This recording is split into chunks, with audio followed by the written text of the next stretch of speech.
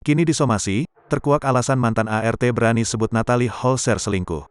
Mantan ART, Wati membongkar alasan berani menyebut Natalie Holzer selingkuh. Hubungan Natalie Holzer dan mantan ART, Wati, kian memanas. Kini, Natalie Holzer melayangkan somasi terbuka untuk Wati lantaran dituding selingkuh saat masih menikah dengan Sule. Ibunda Atzam menunggu itikat baik Wati untuk meminta maaf.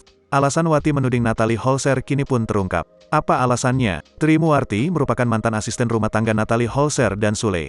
Saat Natalie Holzer masih menjadi istri Sule, Tri Muwarti menjadi ART di rumah mantan pasangan tersebut. Kini, Tri Muwarti sudah resign menjadi ART di rumah Natalie Holzer dan Sule. Diketahui, Tri Muwarti resign dari rumah Natalie Holzer dan Sule secara baik-baik.